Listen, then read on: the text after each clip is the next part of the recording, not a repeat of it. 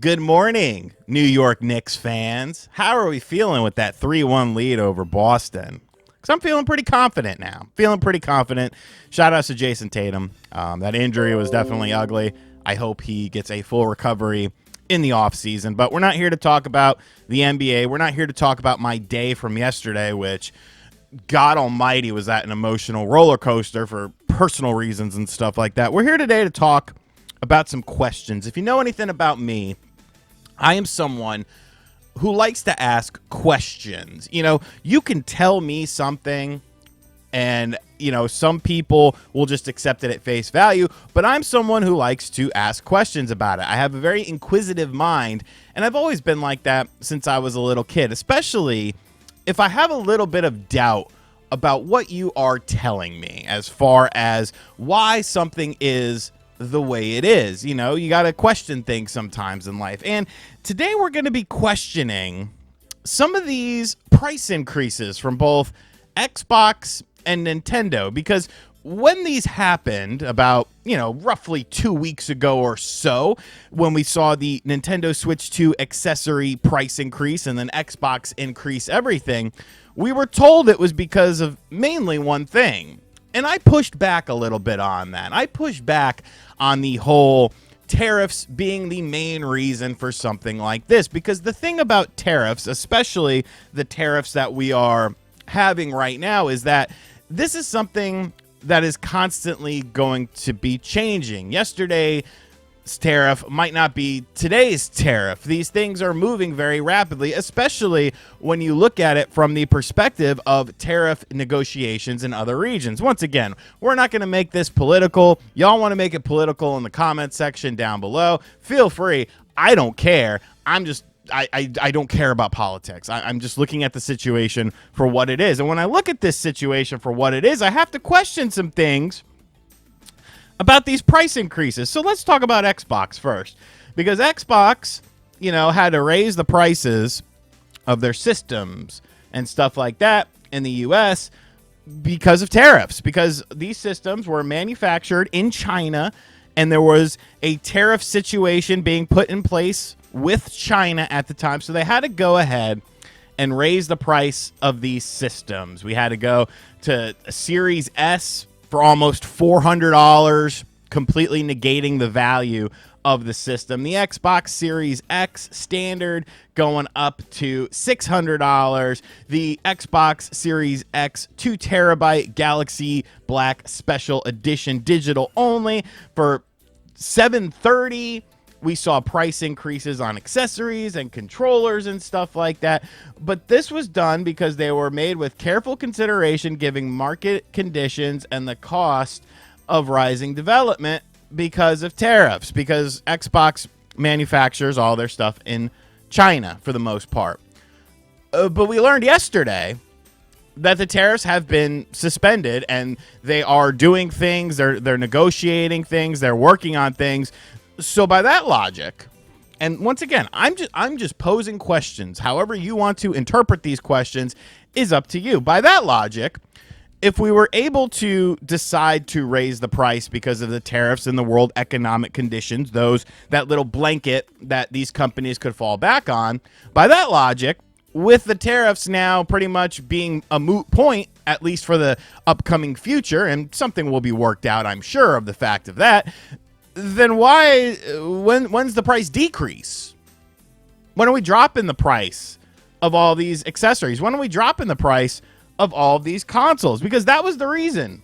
That was the reason you gave me. Now, let's move on to Nintendo, because once again, April 18th, we have to adjust the however, Nintendo Switch 2 accessories will experience price adjustment from those announced on April 2nd due to changes in market conditions. Other adjustments to the price of any Nintendo product are also foreseeable in the future.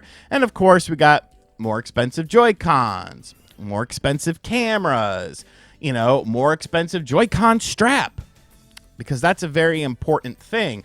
The all-in-one carrying case for only $85. Do you want to buy a game, or do you want to buy an all-in-one carrying case? All of these prices went up, with saying that Other adjustments to the price of Nintendo products are also possible in the future, depending on market conditions. So, to me, you don't say, see, here's the problem that I have with this. You're not saying other adjustments to the price of any Nintendo product are also possible in the future, depending on market conditions.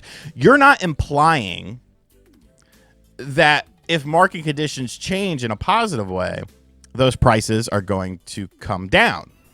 Because these things, although they are being manufactured currently, they haven't released yet. And if you are able to change the price of these things based on tariffs, then you should be able to change the price of these things based on tariffs, now that it's a non-issue, at least for the intermittent future, to make them what they were originally, right? Because that's what you're telling me as the consumer. That's what Xbox is telling me as the consumer. That's what Nintendo is telling me as the consumer. And I'm going to sniff the air a little bit and say that there's a bit of, bullshit in the air. Is it really because of tariffs? Is it really because of world economic conditions like you like to put out there? Or is it because you just want to make more money? And you feel like the price of some of these things have stagnated and you want to increase them a little bit. You want to go into the $80 game world. Oh, economic conditions, variable game pricing, blah, blah, blah. Oh, it's going to cost us more to manufacture and import these things, even though, it's now gone back to kind of where it was previously to before we raised the prices of these things. But you're never going to see that. You're never going to see the prices of these things go back to either what they originally were or, at least get a substantial sort of price drop as generations go on. Because, yes, companies exist to make money. We all understand that. But there's a fine line between making money and being greedy. And when you had this beautiful blanket of tariffs, world economic conditions, which, to be fair, they could still change. The deal with the U.S. and China could completely fall apart after 90 days. And then, that could be the case. I try to think in a more positive manner based on this. And I think, just the fact that something was able to be done already is a good sign for the future. But, if you're able to raise the prices very freely, then shouldn't you be able to drop the prices very freely, especially when we're talking about accessories such as the Joy-Con 2 wheel set that haven't even come out yet, that haven't even hit the marketplace yet? I don't know. Like I said, I am just simply posing questions for you guys because I'm genuinely interested in how you feel about this, because we were all told that all these changes were because of one main facet, one major thing. And now that major thing has already shifted and already changed, then shouldn't the prices of these things go down? Shouldn't they go back to where they were before? Shouldn't we see some sort of, discount break for the consumer? Because in my mind, that makes sense. Unless, wait a minute. Unless they were just using that as a convenient excuse to raise their prices of things. But that couldn't be the case, right? Xbox is my friend. Nintendo is my friend.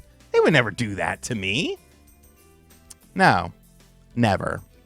Anyways, guys, let me know what you think of this in the comments section down below. Like I said, I'm just posing a question here. I'm just spitballing ideas, Yeah, well, I'm sure this will degrade into a political section. And I think it's funny that people are like, oh, he's a big Donald Trump guy because he likes Hulk Hogan. What does that mean? Like, what does that mean? I like Hulk Hogan. That doesn't have any bearing on my political affiliations. I have no political affiliations. I don't understand why people don't get that. I think all politicians are morons, but, do you. The freedom of a U.S. citizen, if you live in the United States, you can vote for whatever the hell you want.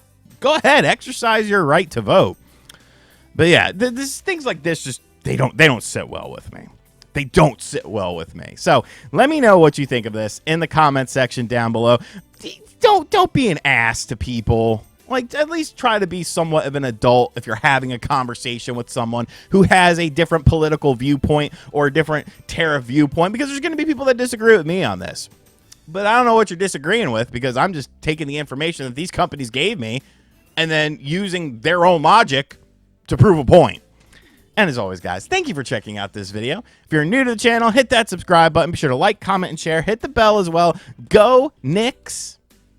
Made me very happy last night. And as always, I'll catch you guys on the next video. Later.